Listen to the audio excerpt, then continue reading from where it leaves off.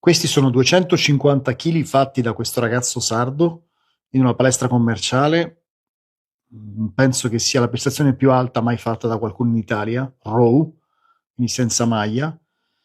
E cos'è? Polsini ha giusto una gomitiera, non ha proprio un assetto scapolare corretto, ma comunque non stacca il culo e mi pare che non faccia neanche il rimbalzo, c'è un touch and go molto esplosivo.